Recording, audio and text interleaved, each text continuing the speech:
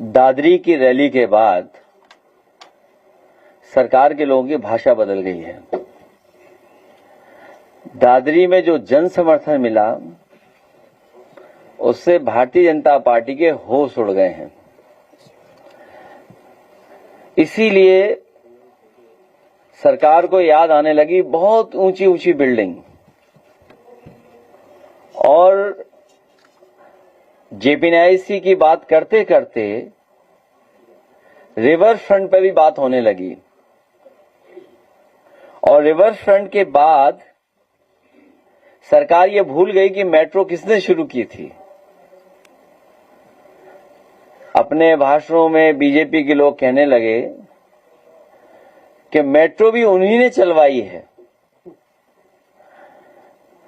तो जनता पूछ रही है, ये बात असल में कह रहे हैं कि असर से कह रहे हैं?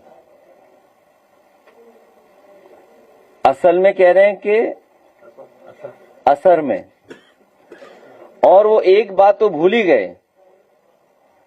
कि जब से उनकी सरकार बनी है वनस्पति का विकास बहुत हुआ है, और हाल ही में 200 किलो और पकड़ी गई है अभी। तो अभी तक तो हम ये सोचते थे कि ओटीटी नया जमाना है, गंजा गंज पर कोई सीरियल बनेगा, सीरीज बनेगी। इधर लगता है कि धुआंधर पे भी कोई नई बनेगी ओटीटी। धुआं बहुत उड़ रहा है।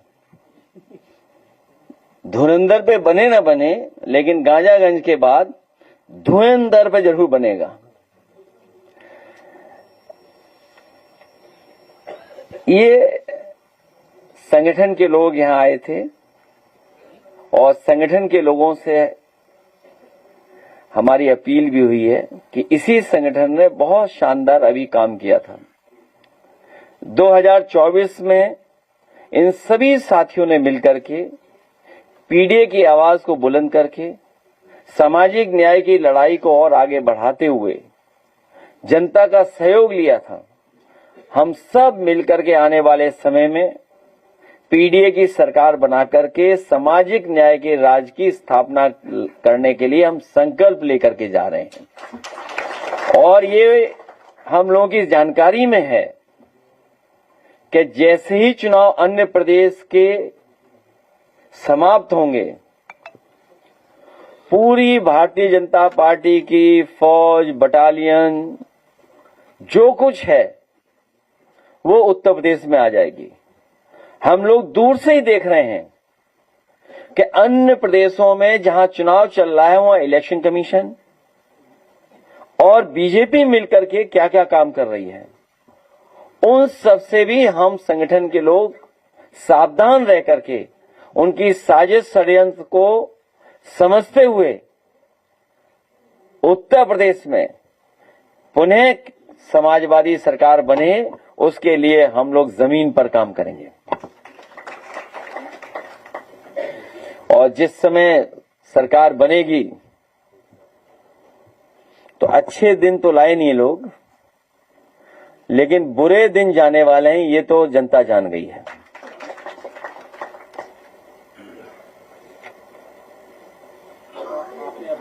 कहा कि इलेक्शन कमीशन और बीजेपी मिलकर काम कर रहे हैं। पश्चिम बंगाल के मालदा में 7 जुडिशियल ऑफिसर्स को बंदी बना लिया गया था। स्टेट एडमिनिस्ट्रेशन रिस्पॉन्सिबल ठहराया, लेकिन ममता जी कह रही कि रिस्पॉन्सिबिलिटी स्टेट की नहीं, इलेक्शन कमीशन की होगी। जिस समय चुनाव घोषित हो जाता है, ये नियम है, और इलेक्शन कमीशन और उस समय अधिकारी इलेक्शन कमीशन के निर्देश मानते हैं। और जो हम लोग वेस्ट बंगाल में देख रहे हैं, इतने अधिकारियों को हटाया गया है, और अधिकारियों को इसलिए हटाया गया है कि वो इलेक्शन कमीशन का निर्देश सीधा माने। तो अगर कोई घटना घटी है और किसी तरह की कोई बात सामने आई है तो इलेक्शन कमीशन इसलिए भी जिम्मेदार बनता है क्योंकि चीफ सेक्रेटरी और डीजीपी और बड़े बड़े अधिकारी बंगाल में हटाए गए हैं। हमारा सवाल यहां ये बनता है कि पिछली बार जब यूपी का चुनाव हुआ था तो क्या इतने ही अधिकारी हटाए गए थे?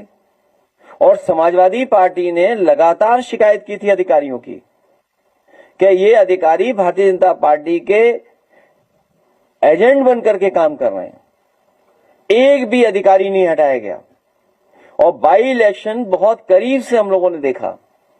हालांकि अब वो अधिकारी भी निराश हैं, भारतीय जनता पार्टी के भ्रष्टाचार की वजह से दुखी हैं, उनसे जो काम लिया जा रहा है उससे वो परेशान हैं, क्योंकि उनसे काम तो ले लिया लेकिन जो उन्हें न्याय देना था वो न्याय नहीं मिला उन्हें।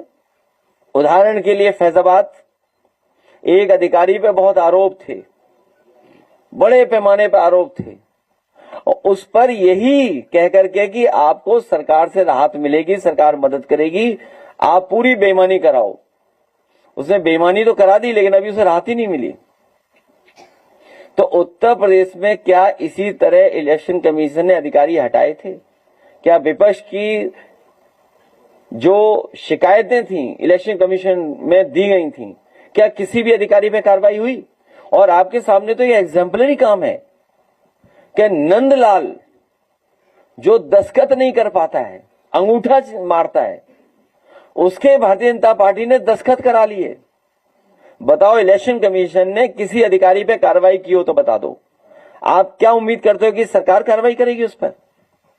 हम आप ही से जानना चाहते हैं, मान लीजिए कि जो नंदलाल जिसके दस्तखत नकली किए इन्होंने, भारतीय जनता पार्टी के लोगों ने किए, तो कार्रवाई कौन करेगा? इलेक्शन कमीशन के सरकार? सरकार बीजेपी की है, बीजेपी वोट कटवाना चाहती थी।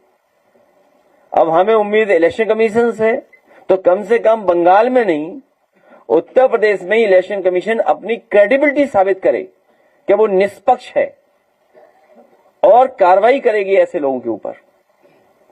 एक भी अधिकारी के ऊपर अभी तक कोई कार्रवाई नहीं हुई है जहां पर अधिकारियों ने नियम का पालन नहीं किया उस पर। कंटेंट क्रिएटर अगर सत्ता पे सवाल पूछते हैं सत्ता से, तो उनके चैनल में वीडियो जो हटा दिए जा रहे हैं, ये आईटी एक्ट का मिसयूज। आप लोग सरकार हटाओ, पीडीए सरकार लाओ, डेमोक्रेटिक गवर्नमेंट लाओ, जो आपकी सुनवाई हो वो सरकार लाइए। इसीलिए आप सबसे भी हमारी अपील है अपने पत्रकार साथियों की कि एक लोकतांत्रिक सरकार को लाइए जो आपकी सुने। मुख्यमंत्री ने कहा कि केंद्र में काम करने वाले सैकड़ों कर्मचारी जो है सड़कों पे आज मार्च करते हुए दिखाई दिए। पुलिस ने उनको गिरफ्तार किया। उनकी मांगे हैं कि उनकी सैलरी 8,000 से बढ़ा करके 15,000 दी जाए। सरकार ने उन्हें भरोसा दिलाया था कि उनकी पूरी सैलरी बढ़ाई जाएगी। अब ये सरकार की जिम्मेदारी है। मैं उन सबसे अपील करना चाहता हूं कि आपके अच्छे दिन तो लाई नहीं है सरकार, अब बुरे दिन हटे यहां से, उसके लिए हमारी मदद करें। सर, एमएसपी नोट बनाने की गैंग पकड़ी गई है, जिसपे सर ऐसा बोला जा रहा है कि उसके बीजेपी के लीडर उसमें मिले हुए थे। देवरिया और गोरखपुर में दूरी कितनी है बताओ आप? गोरख धंधा चल रहा हूं अभी, बताइए आप। देवरिया गोरखपुर की दूरी कितनी है? और पहले अगर आपको याद हो, कुशीनगर में भी इसी तरह का मसला आया था जिसमें हाई कोर्ट तक गए थे लोग, और अधिकारियों ने मिलकर के समाजवादी पार्टी को बदनाम करने के लिए मुस्लिम लोगों को झूठा आरोप में भेज दिया जेल। उन्हें हाई कोर्ट से राहत मिली। और भविष्य में आप देखना, जिन्होंने इस तरह का काम किया, हमारे कार्यकर्ताओं को फंसाया, वो जेल जाएंगे। लेकिन देवरिया वाला मामला दूसरा है। यहां तो सुनने में आ रहा है कि भारतीय जनता पार्टी की सरकार में नकली नोट तो देश में आ रहे हैं और असली नोट देश से बाहर जा रहे हैं। नकली नोट देश के अंदर और असली नोट देश से बाहर जा रहे हैं। और कई लोग घबरा करके, क्यों हाथा नहीं भाता, बाटी चोखा वाली पार्टी, वो भी घबराए हुए बैठे हैं।